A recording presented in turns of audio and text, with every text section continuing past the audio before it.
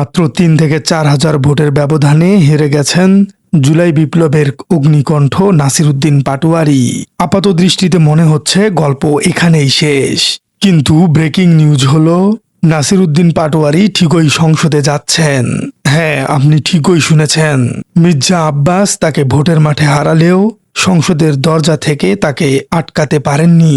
কারণ গতকালের নির্বাচনে শুধু এমপি নির্বাচনই হয়নি, হয়েছে সেই ঐতিহাসিক গণভোট নির্বাচন। আর এই গণভোটে দেশের মানুষ হ্যাঁকে জয়যুক্ত করেছে। জুলাই সনদের এই হ্যাঁ জয়ের ফলে বাংলাদেশের সংবিধানে যুক্ত হয়েছে উচ্চকক্ষ বা আপার হাউস। আর এই উচ্চকক্ষে আনুপাতিক প্রতিনিধিত্ব বা পিআর সিস্টেমের মাধ্যমে এনসিপি থেকে এমপি হিসেবে শপথ নিতে যাচ্ছেন নাসিরউদ্দিন পাটোয়ারি। প্রথমেই ঢাকা ৮ আসনের ব্যাটেলফিল্ডের দিকে একটু তাকানো যাক। মির্জা আব্বাস এই এলাকার মুকুটহীন সম্রাট হিসেবে পরিচিত ছিলেন। তার ছিল হাজার হাজার কোটি টাকা এবং দশকের পর দশক ধরে তৈরি করা ভোট ব্যাংক। তার বিরুদ্ধে দাঁড়িয়েছিলেন নাসিরউদ্দিন পাটোয়ারি, যার সম্বল ছিল শুধুই সাহস আর তারুণ্য। বিশ্লেষকরা ভেবেছিলেন আব্বাস অন্তত ২০ থেকে ৩০ হাজার ভোটের ব্যবধানে জিতে যাবেন, কিন্তু ফলাফল দেখে বিএনপির হাইকমান্ডেরও কপালে ভাঁজ পড়েছে।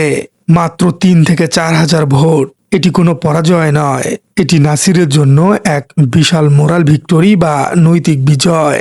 মতিঝিল, শাহজাহানপুর আর পল্টনের মতো এলাকায় যেখানে বিএনপির একচ্ছত্র আধিপত্য, সেখানে নাসিরউদ্দিন যেভাবে নেক টু নেক ফাইট দিয়েছেন তা প্রমাণ করে তরুণ প্রজন্ম এবং সাধারণ মানুষ বিকল্পকে খুঁজতে চেয়েছে। তবে এই আসনে শেষ পর্যন্ত মির্জা আব্বাস তার গৌরবকে সমুন্নত রেখেছেন। নাসিরউদ্দিনের সংসদে যাওয়ার পথটি তৈরি করে দিয়েছে গতকালের গণভোট। জুলাই সনদে স্পষ্ট বলা ছিল সংসদ হবে দ্বিকক্ষ বিশিষ্ট। নিম্নকক্ষে থাকবে ৩০০ আসন এবং উচ্চকক্ষে থাকবে ১০০ আসন। নিম্নকক্ষে সরাসরি ভোটে জিততে হয়, যা পেশি শক্তি আর টাকার খেলা, কিন্তু উচ্চকক্ষের সদস্য নির্বাচিত হয় রাজনৈতিক দলগুলোর প্রাপ্ত মোট ভোটের অনুপাতে। অর্থাৎ সারা দেশে এনসিপি যদি ৫% ভোট পেয়ে থাকে, তাহলে এই টোটাল ১০০ আসনের মধ্যে এনসিপির ৫ জন যাবে উচ্চকক্ষে। এই অনুপাতের ভিত্তিতে এবার এনসিপি উচ্চকক্ষে বেশ কয়েকটি আসন পেতে যাচ্ছে। আর এনসিপির শীর্ষ নেতা এবং জুলাই বিপ্লবের আইকন হিসেবে নাসিরউদ্দিন পাটোয়ারি সেই তালিকার ১ নম্বরে আছেন। সুতরাং নিম্নকক্ষে থাকবেন মির্জা আব্বাস, কিন্তু উচ্চকক্ষে থাকতে যাচ্ছেন নাসিরউদ্দিন পাটোয়ারি। অর্থাৎ বাংলাদেশের মানুষ আবারও নাসিরউদ্দিন পাটোয়ারির বজ্রকণ্ঠ শুনতে যাচ্ছে। উচ্চকক্ষ মূলত আইন পর্যালোকের ভূমিকা পালন করবে। নিম্নপক্ষে নির্বাচিত এমপিরা এলাকার উন্নয়ন বা স্থানীয় সমস্যা নিয়ে ব্যস্ত থাকলেও উচ্চকক্ষের সদস্যদের কাজ হবে রাষ্ট্রের নীতি নির্ধারণ বা পলিসি মেকিং।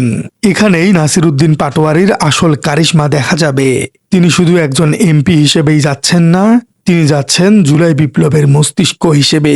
এনসিপি থেকে আনুপাতিক হারে নির্বাচিত হয়ে তিনি যখন উচ্চকক্ষে বসবেন, তখন তার কাজ হবে রাষ্ট্র সংস্কারের ব্লুপ্রিন্ট বাস্তবায়ন করা।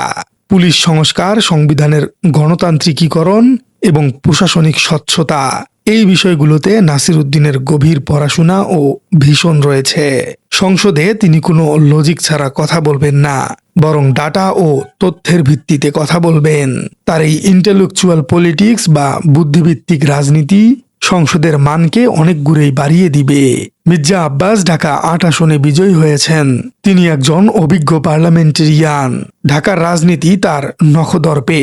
অন্যদিকে নাসিরউদ্দিন পাটোয়ারি নতুন প্রজন্মের প্রতিনিধি, যার রক্তে আছে পরিবর্তনের স্পৃহা।